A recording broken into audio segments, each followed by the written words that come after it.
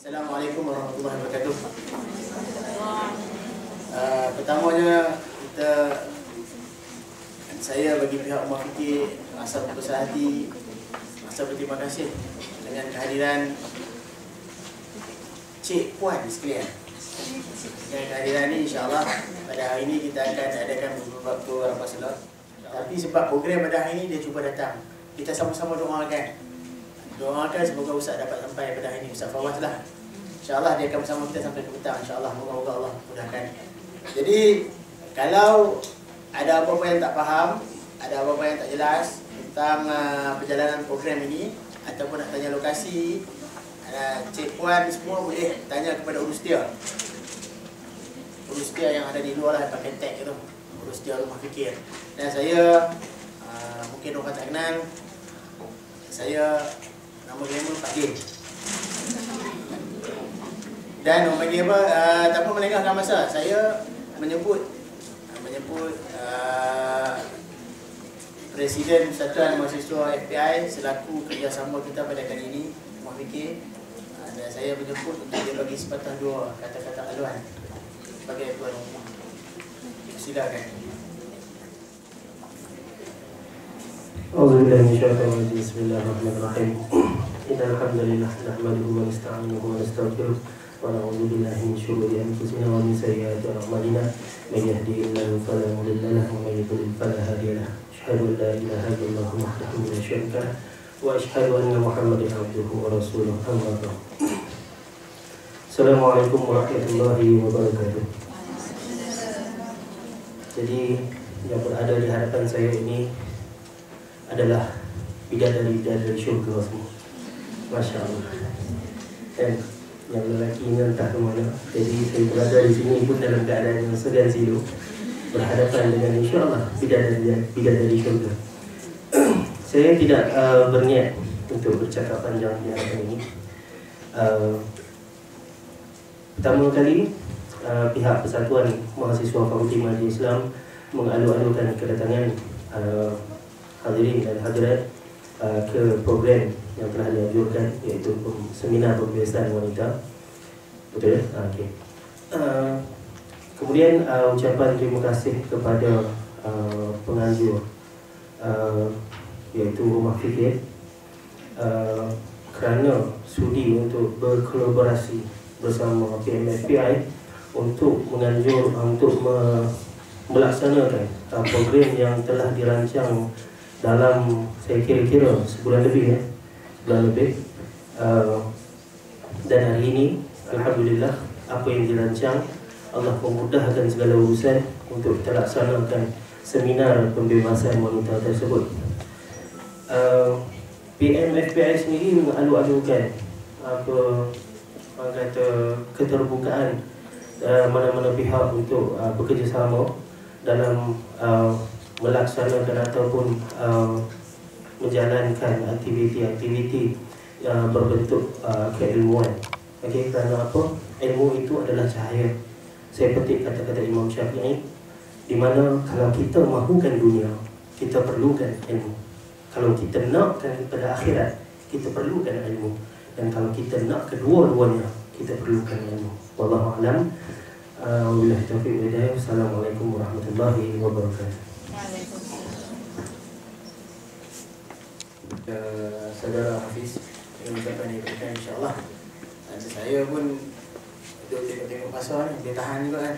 Jadi saya teruslah bagi kepada Imam Buddha Ashraf untuk diucap tambah pada pagi ini, insyaAllah. Assalamualaikum warahmatullahi wabarakatuh. Alhamdulillah nahmaduhu wa nasta'inuhu wa nastahdihi wa nastaghfiruh wa na'udzu billahi min syururi anfusina wa min sayyiati a'malina. May yahdihillahu fala mudilla lahu wa may yudlil fala hadiya lahu. Asyhadu an la ilaha illallah wahdahu la syarika lahu wa asyhadu anna Muhammadan 'abduhu wa rasuluh. Ballagha ar-risalah wa adda al-amanah wa nasaha al-ummah wa kashafa al-ummah wa hadana ila siratil azizil hamid. Qala Allah Ta'ala: أعوذ بالله من الشيطان الرجيم. زين للناس حب الشهوات من النساء والبنين والقناطير والقناطير المقنطرة من الذهب والفضة والخيل المسومة والأنعام والحرث ذلك متاع الحياة الدنيا والله عنده حسن المآب. Sadaqallahul Azim. Pertamanya saya ucapkan terima kasih kepada Pak Din, orang kuat Rumah Fikir yang bekerja keras untuk menjayakan seminar pembebasan wanita. Yang saya hormati Presiden Persatuan Fakulti Pengajian Islam yang sudah menghilangkan diri. Dia kata dia segan nak masuk tadi kat luar. Dia kata, Ustaz, semuanya bidadari syurga. Jadi kalau siapa yang sahabat dia, sampaikan salam. Tak tahu lah dia pergi mana. Seterusnya di kehormat datuk-datuk, datin-datin, hadirin dan hadirat, para ilmuwan, asatidah, pelajar-pelajar sekalian yang dihormati. Apa khabar semua? Baik, slow cakap pagi nak. Tak makan lagi ke? Belum lagi? Allah. Dia ada 7 tanda orang bakal meninggal dunia. Bila orang tanya khabar, dia jawab pelan ya. Apa khabar semua? Baik, Alhamdulillah. Kata nak bebas. Baik, pagi ni saya selaku pengasas Rumah Fikir. Rumah Fikir yang bertempat di belakang ni saja. Di sini ada tak pelajar selain daripada UKM? Angkat tangan. Oh, ramai. UKM?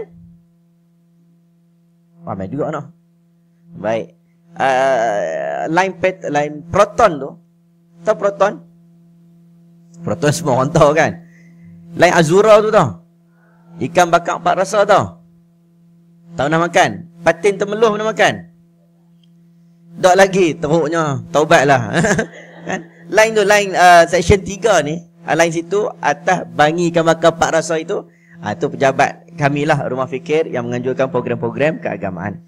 Baik, cuma pagi ini alhamdulillah saya bersyukur semalam saya dalam waktu yang agak singkat, kita pun tak sempat. Jadi saya ambil lah disertasi master saya digabungkan dengan poin-poin yang lama-lama yang pernah kita bentang.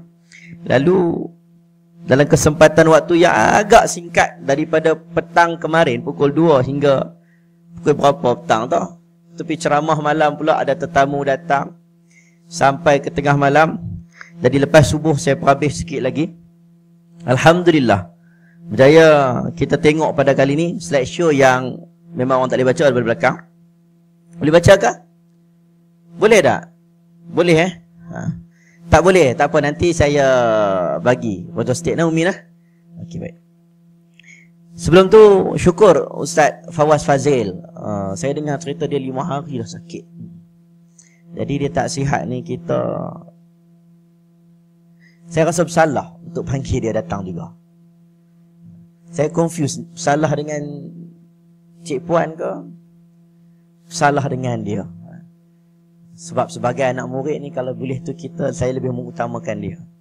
Saya sebagai anak murid, saya tak kira lah siapa pun, saya sanggup menanggung malu daripada saya nak bawa dia kalau ikut hati saya. Tapi bila dah tanya dia dengan semangat yang kental oleh Ustaz Fawaz, kita doakan kesihatan tu. Abdullah bin Mubarak, seorang ulama salaf, yang mana orang sayang dekat dia. Kita ni, kita tak tahu orang sayang tak sayang kat kita. Al-Quran sebut dalam surah Maryam, sanaj'ala lahumur rahmanu wudda. Allah akan menanamkan dalam hati-hati manusia ini wudda, sayang, suka, selesa bagi orang-orang yang beriman. Mungkin sekarang ni mungkin ada orang tak sayang, tetapi yang paling penting adalah detik kematiannya. Bila kematiannya ditangisi, bila ketiadaannya dirindui, maka inilah dinamakan wudda. Maka Abdullah bin Mubarak, Allah tanamkan kasih sayang bagi anak muridnya. Bila dia duduk kat depan, orang punya sayang kat dia sampai dia bersin sekalipun. Hacam bersin. Dia jawab, Alhamdulillah, satu masjid pakat bangun berdiri nak teringin nak berdoa kat Tok Guru, yarhamkallah. Jawab yarhamkallah, bergema sampai ke masjid. Jadi menunjukkan orang sayang dekat dia. Saya harapkanlah kalau boleh semua orang yang ada pada pagi ini, kita dapat doakan kesihatan Al-Fadhil Ustaz Fawaz. Semoga dia boleh datang. Dia akan datang nanti dia buat lawak dia buat tak. Padahal kita tahu dia sakit belakang, dia agak serius macam tu. Baik. Jadi saya selaku orang yang permulaan, maka pada pagi ini sebelum Ustazah Fatimah Syarha dan juga Ustaz Fawaz Fazil membentangkan topik-topik yang akan dibincangkan, jadi saya cerita sedikitlah. Hari ini kita bukan bentang kertas kerja bersifat akademik, tetapi dia ada sedikit campur tangan populis. Boleh faham tak populis tu apa? Dia macam nak ada glamour-glamour sikit lah. Dia memudahkan orang awam. Dia nak selesaikan masalah terus kepada orang yang akan melaksanakan isu-isu ini, terus kepada orang yang laksanakan. Bukan sekadar orang akademik. Orang akademik kadang-kadang yang datang tu cerita tentang pembebasan wanita. Kita cerita tentang pakaian ini, pakaian ini. Kadang yang datang itu tak semestinya dia berpakaian seperti itu, sebab dia hanya ahli akademik. Tapi kita datang pada hari ini, yang datang saya lihat insya-Allah mungkin sebahagian yang akan ambil ilmu ini dan amalkan. Jadi bila cerita tentang tajuk seminar pembebasan wanita, kalau ikut dalam dunia akademik, seminar pembebasan wanita, nama tajuk tu pun dah tak berapa nak elok dah. Tak berapa nak kena kalau ikut dari sudut dunia akademik. Satu, sebab dia dah lapuk. Dah ramai orang bincang. Ramai dah. Ramai seminar-seminar dah buat. Nombor dua, bila sebut pembebasan wanita ni satu tajuk yang macam klise, macam bebas tu ke mana? Adakah nak bebas sebebas-bebasnya? Lalu pada hari ini kita bawa manhaj, iaitu bebas, bukan bebas daripada Al-Quran dan Sunnah, tetapi dia bebas daripada fatwa-fatwa yang mungkin kita mengikuti fatwa yang tak kena dengan urus setempat di Malaysia. Kita nak keluar daripada pandangan-pandangan yang kita rasakan itu pandangan agama, tapi bukan agama.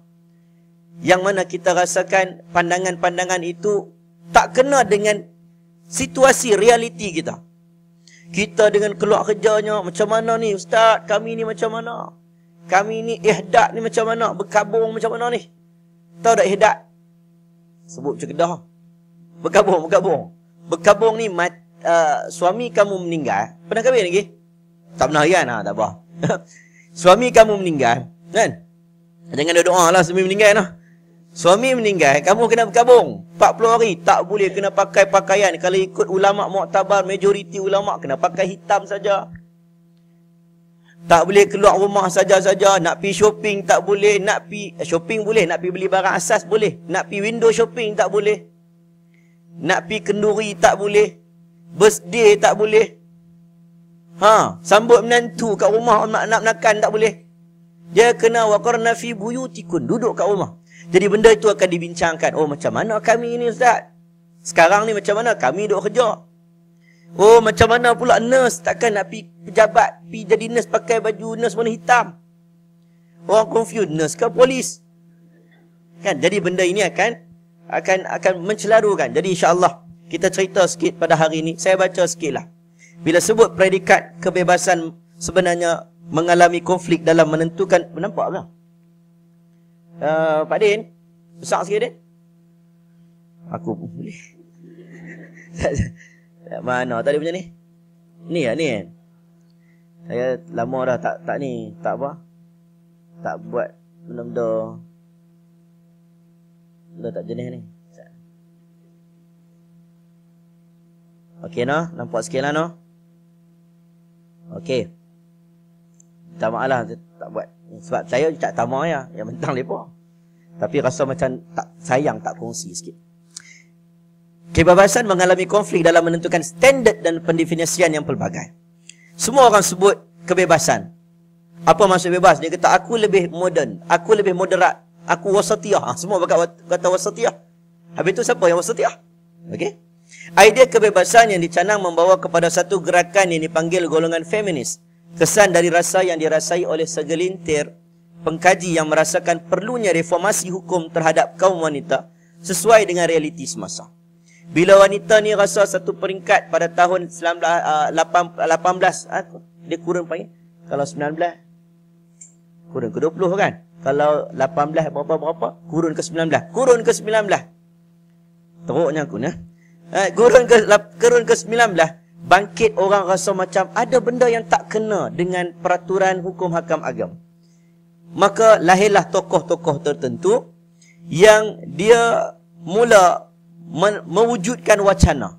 Dia buat macam ni, buat kelas-kelas macam ni, buat perbincangan, duduk bincang, para ulama pun bincang atas nama modernisasi, moderat, liberal, emansipasi. Ini bahasa-bahasa dia lah. Kalau siapa belajar tentang kekeluargaan, gender, dia akan jumpa perkataan-perkataan ni. Dan istilah yang bermacam lagi.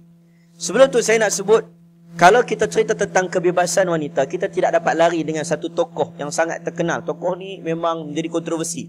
Nama Qasim Amin. Dia karang buku Tahrirul Mar'ah, kebebasan wanita. Dia dah sebut lama dah. Kira kita ni dah malah terlambat. Tapi sebenarnya idea yang disebut itu menjadi kontroversi.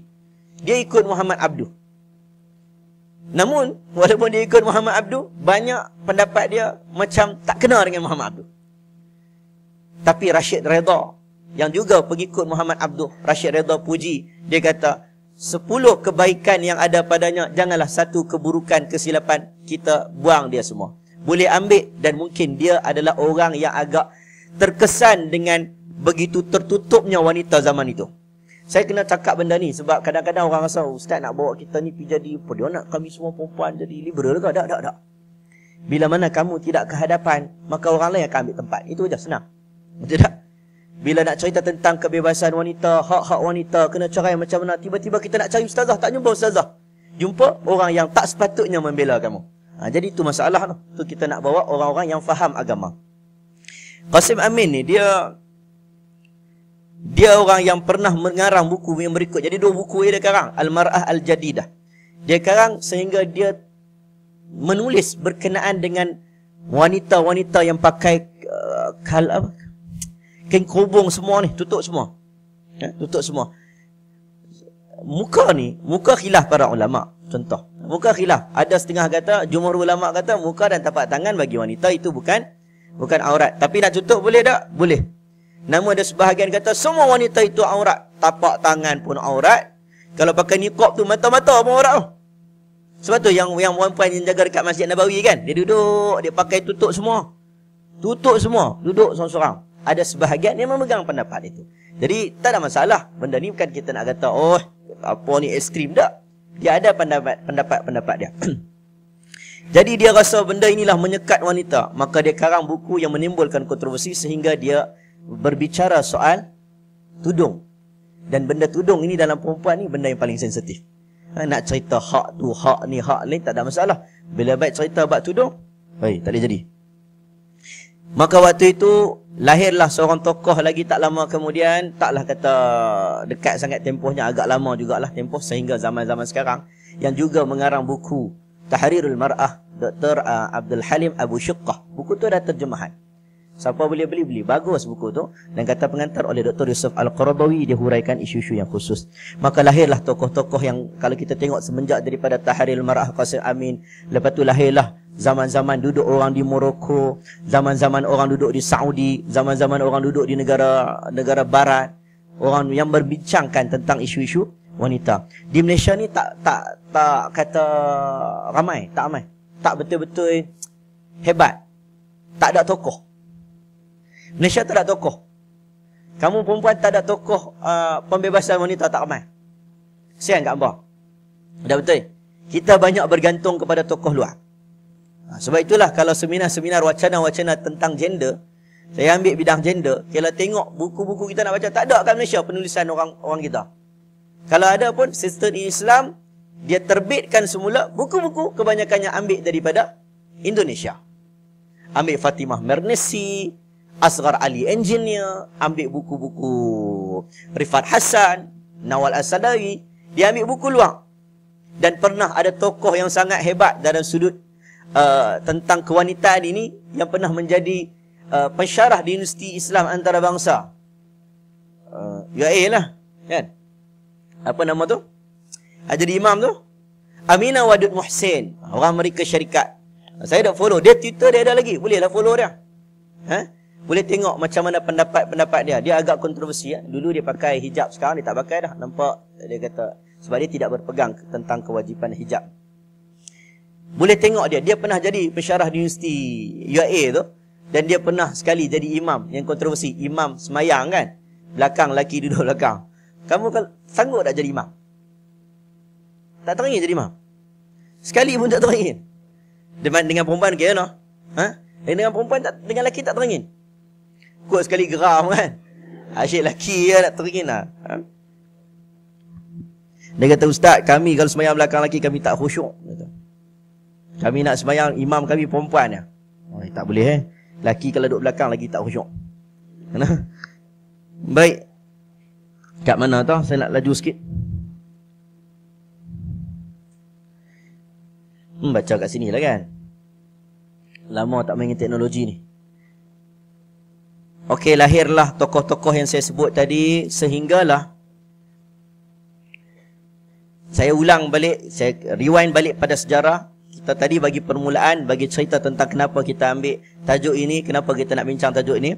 Kemudian kita tengok balik pada sejarah yang lampau. Islam telah berkembang dengan pesat ke seluruh pelosok dunia yang mempunyai latar belakang sosio budaya masyarakat yang berbeza.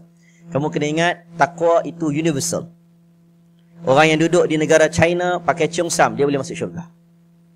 Dia tak semestinya dia pakai baju. Dia tengok Ustaz Ashraf, nampak Ustaz pakai jubah tiap hari pergi kuliah duha.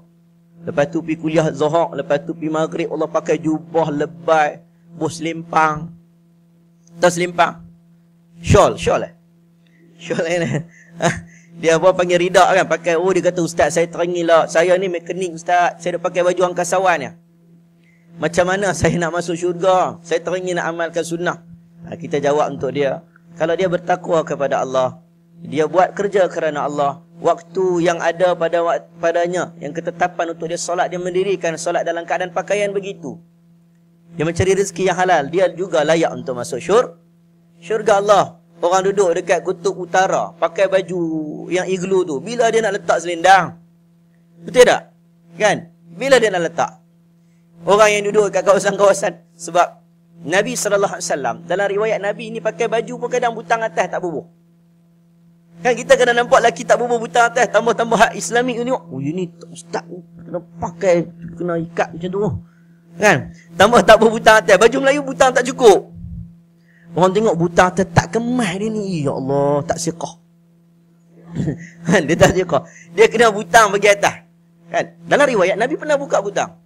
Adakah Nabi tak kemas? Bukan nak suruh jadi tak kemas. Kita kalau duduk tengah elok-elok ni pakailah kemas-kemas. Janganlah butang pun sampai 4 color kan. Nanti kahwin ni susun butang kat suami Susun satu. Suami pergi ambil baju pakai.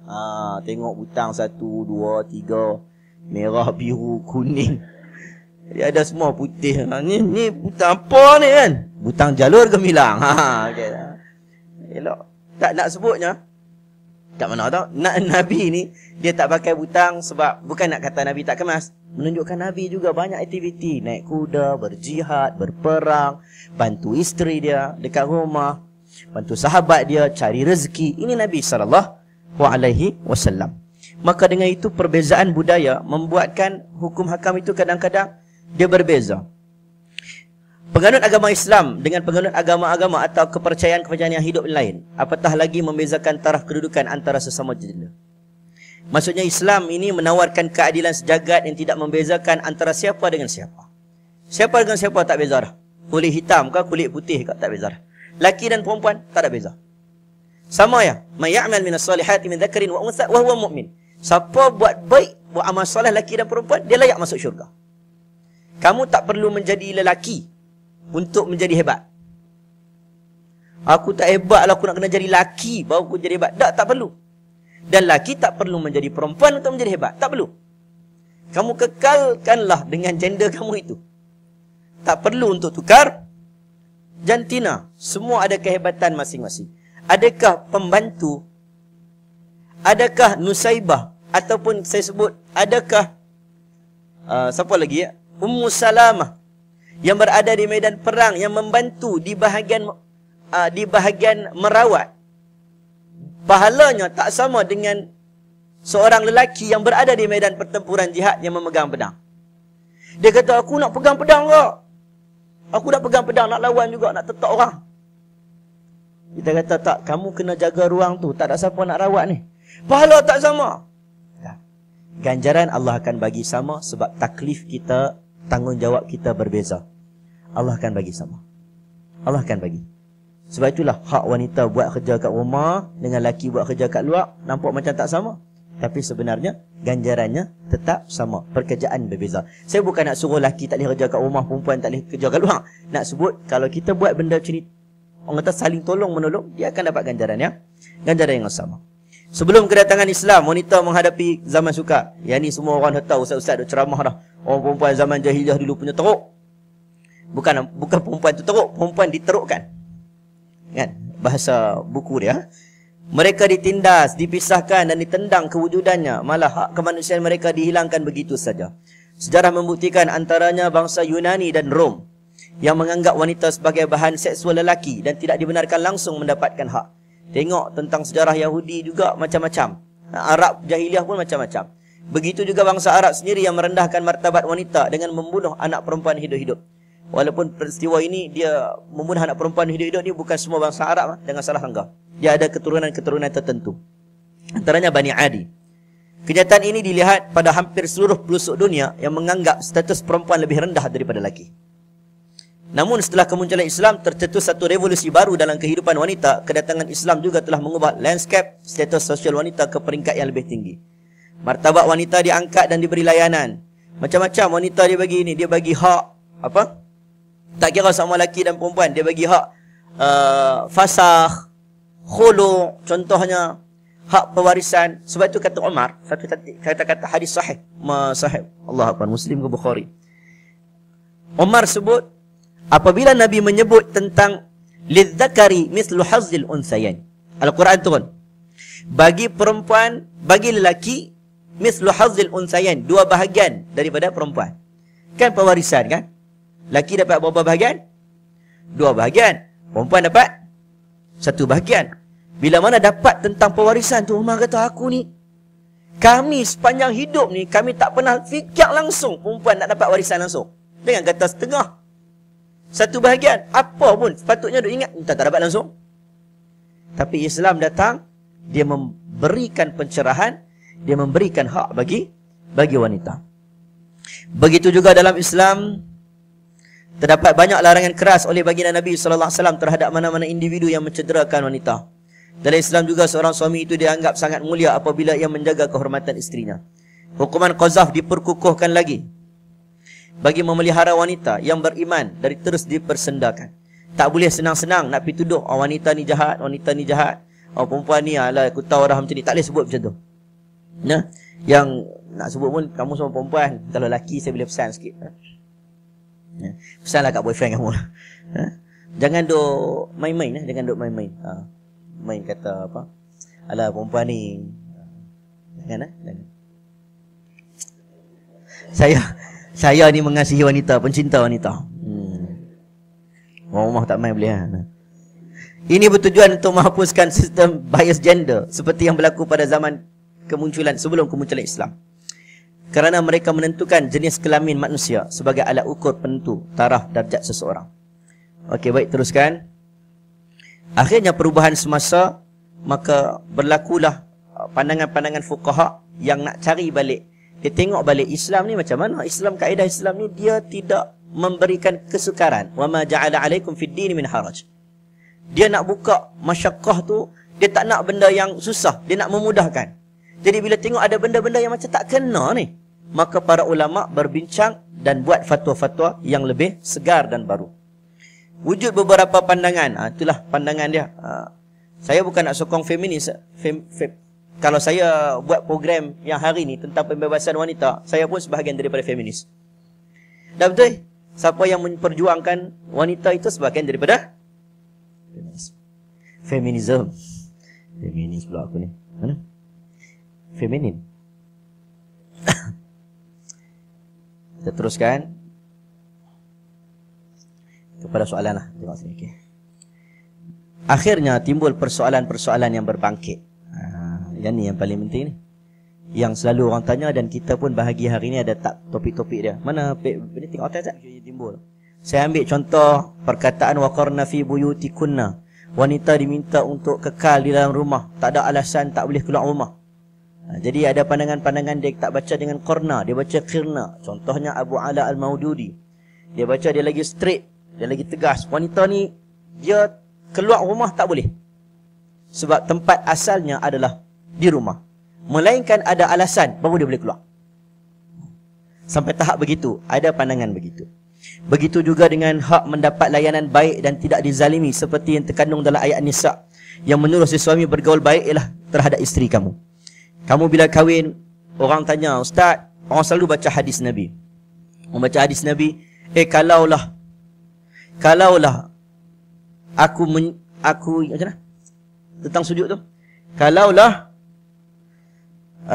aku hendak menyuruh kamu sujud selain daripada Allah, nescaya aku menyuruh kamu sujud kepada suami kamu.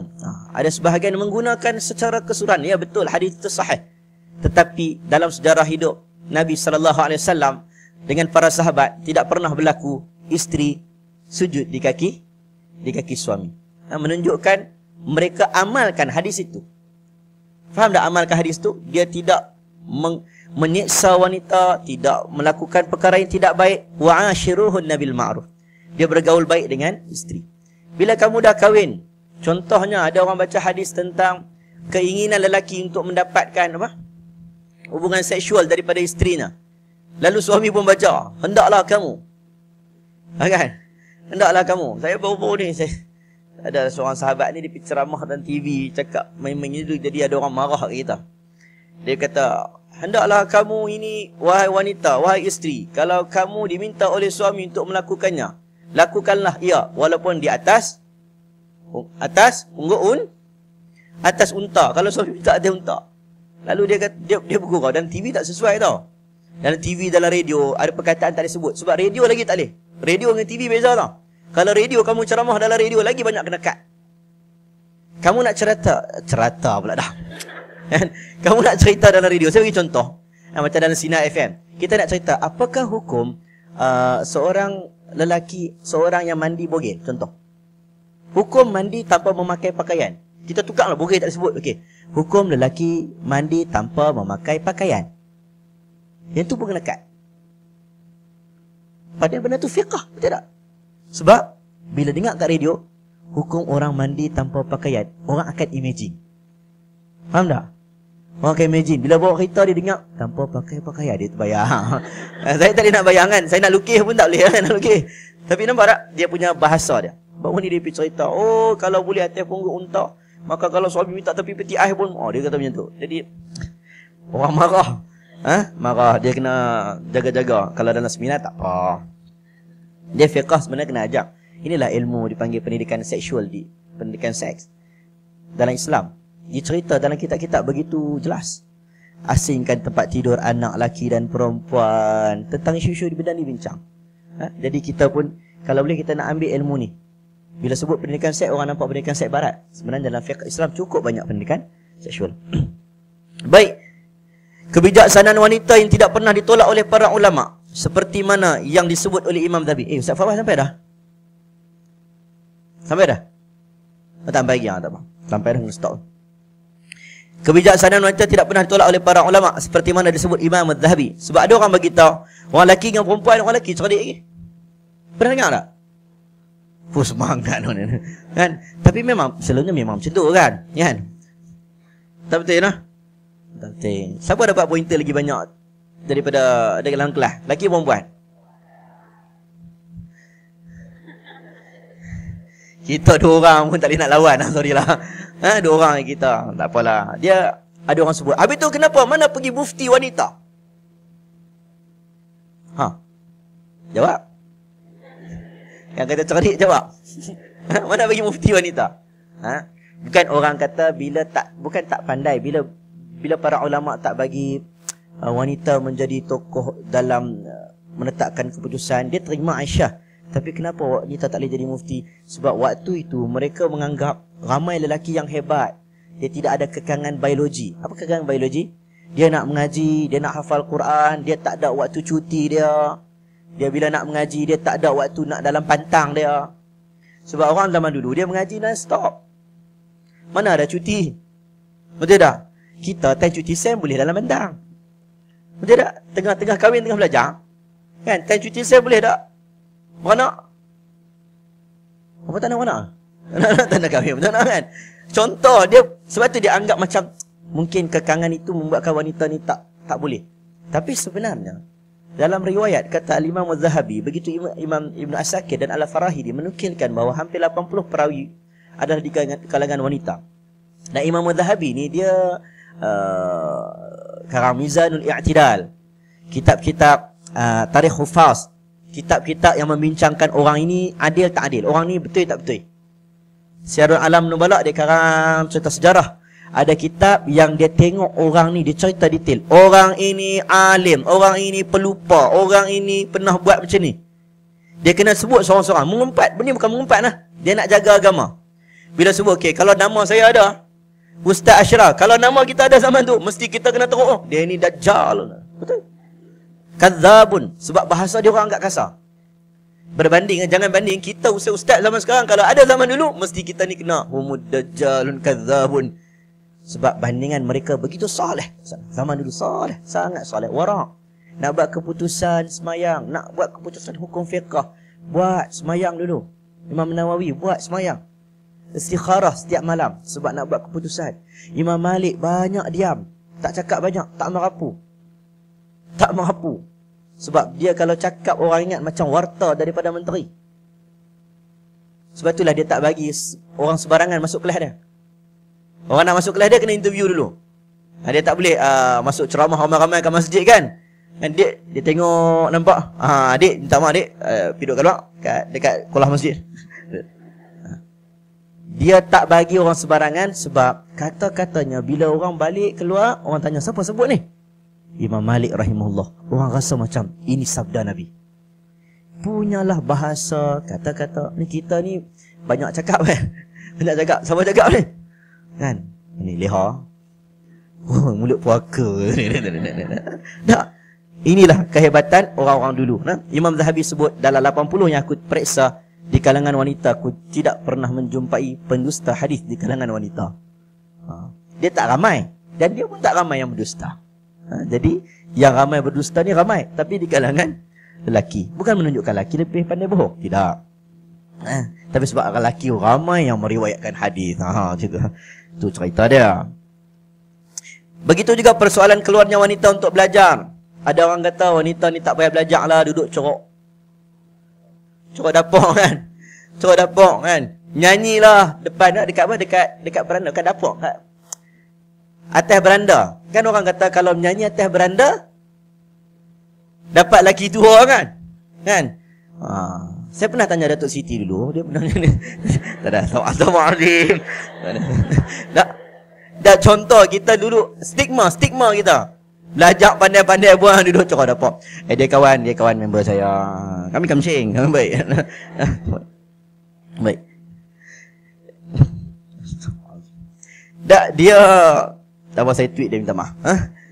Dia orang anggap macam wanita ni tak boleh ke depan. Belajar tinggi-tinggi buat apa? Tapi bila kita tengok ulama-ulama terdahulu, dia sebut antaranya Imam Ibn Hazm Az-Zahiri dalam Al-Hikam fil Usul Al-Ahkam yang menegaskan keperluan untuk belajar bagi wanita merupakan satu keperluan yang sangat mendesak. Perempuan kena tahu fardu ain, fardu kifayah, kena tahu. Dia tak boleh duduk saja, dia kena mengaji. Hukum perwarisan anak perempuan ini bicarakan persoalan kenapa anak lelaki lebih 2 bahagian berbanding anak perempuan. Benda ni memanglah orang liberal bincang, tapi saya setuju dengan ayat Quran tu. Laki dah bukan sebab nak dapat harta, kita waktu kahwin ni kita tak berasa pun. Kamu sebelum kamu kahwin belum ada milik harta, kamu tak teringin harta ni tak menguji kamu lagi. Remaja, laki-laki waktu zaman remaja ni, perempuan lebih banyak menguji dia. Girlfriend. Dia tak dapat harta banyak, tak mau. Tapi kalau cikaru 10 orang mau. Dia mau awet ramai, dia mau nampak diva, dia nampak power kan. Dia badan gemuk, dia tengok dalam cermin nampak kurus kan. Orang perempuan dia badan besar, dia nampak Orang lelaki kan, dia badan gemuk dia rasa kurus. Orang perempuan, badan kurus dia rasa. Allahu Akbar.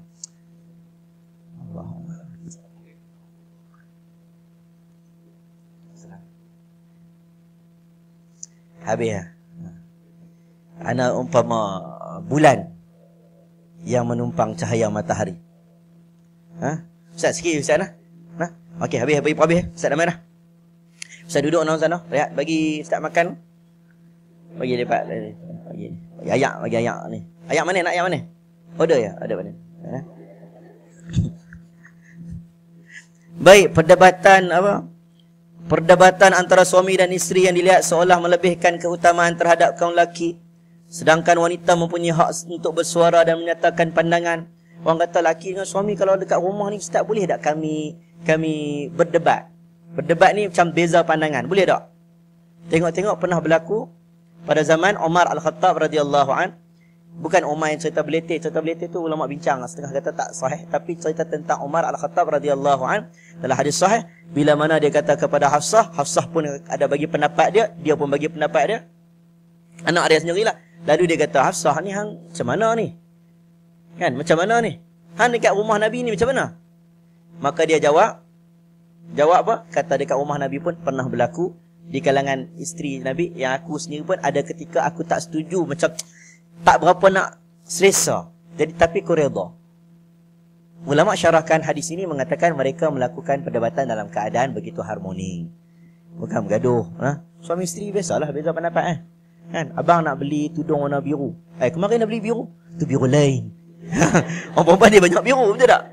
Lain tu dia punya argument dia. Dia pergi kenduri sampai kenduri kan. Dah major ni. Abang, baju sama dengan tudung tingkap pengantin. Kan? Tak mau masuk Tak masuk. Bergaduh dengan suami. Tapi bergaduh dalam harmoni kan. Ada adab batasan. Suami pun kena mendengar pandangan isteri. Abang, kita hantar anak tadika ni. Hantar tadika ni lah. Abang, ayang ni kalau boleh nak anak kita jadi Al-Hafiz. Abang tak mau nak jadi pemain badminton. Contoh. Abang nak jadi fuqaha. Nak jadi macam Ustaz Fawaz. Tak mau. Nak jadi macam Ustaz Fawaz macam siapa tengok kan, adalah sikit Zul Arifin kan. Contoh isu solekan, dandanan dan gaya perhiasan yang minati wanita, kelihatan ianya seolah terdapat pengembalian ke zaman terdahulu tanpa mengambil kira fashion terkini. Saya bukan nak suruh patah balik bagi banyak fashion balik tak. Tapi isu ini dibincangkan. Sedangkan ianya bersifat berubah mengikut gaya dan kehendak zaman. Isu ini dibincangkan. Nabi nak fashion macam mana? Bahagian orang dia patah balik, tak ada masalah. Okey. Sebab Nabi pernah tengok seorang wanita, dia terjun daripada unta kan. Sahabat ada yang tutup mata tak mau tengok, takut terselak aurat, tapi dia sahabat lain bagi tahu tak apa. Dia jatuh dalam keadaan dia pakai seluar dalam kain dia. Maka Nabi memuji orang macam tu. Jadi tak ada masalah perempuan dia nak pakai sarung tangan getah kan. Dia nak pakai, ikut suka dia lah. Ikut suka dia. Dia rasa macam tangan aku pun orang tengok cantik. Tapi sebenarnya tangan tak payah lah kan. Dia rasa tak ikut suka dia. Yang penting dia nak jadikan diri dia baik. Dia tak mau orang perhati sangat kan. Yang berikutnya isu kepimpinan wanita. Orang persoalkan tentang perkataan qawwam. Ar-rijalu qawwamuna 'alan nisa'. Lepas tu orang persoalkan macam mana pula tentang hadis Nabi SAW yang sebut apabila pemimpin dilantik di kalangan wanita maka hancurlah kerajaan itu. Orang bincang pula itu anak Raja Rom dan sebagainya. Orang kata pula habis Al-Quran memuji Ratu Balqis. Benda ini juga akan dibincangkan oleh Ustazah Fatimah Syarha. Kes nusyus, adakah perempuan saja nusyus, laki tak boleh nusyus? Laki juga ada nusyus. Betul ke tinggal tempat tidur tu? Wallati takhafuna nusyuzahunna fa'izuhunna wahjuruhunna fil madaji'. Tinggal tempat tidur tu kena pergi duduk kat ruang tamu ke tengok astro. Ataupun fil madaji', dia tak sebut minal madaji'. Tinggal itu bermaksud duduk sebelah juga, jangan tinggal katil tu. Duduk sebelah, cuma tak sembang, cuma tak tegak kan. Tapi saya rasa sekarang ni semua macam tu Ustaz. Duduk sebelah tak sembang kan. Main WhatsApp group Ustaz Fawaz dengan WhatsApp group kelab Rumah Fikir. Isteri Kelab Persatuan Mahaban. Kan? Nurul Jannah Sa'adah wa Mawaddah. Tu dia diagram. Tak sembang. Sekarang dia jadi fitnah. Jaga-jagalah, jaga-jaga.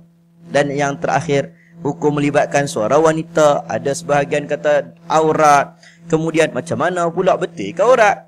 Lepas tu ini menyebabkan berlaku halangan. Akhirnya industri, kita tengok bagaimana di Mesir, industri perfilman, industri teater kita ketinggalan. Beberapa kurun kita tidak ada kesenian yang boleh dibanggakan dalam dunia Islam. Membuatkan orang pakat macam mana kita nak tampilkan?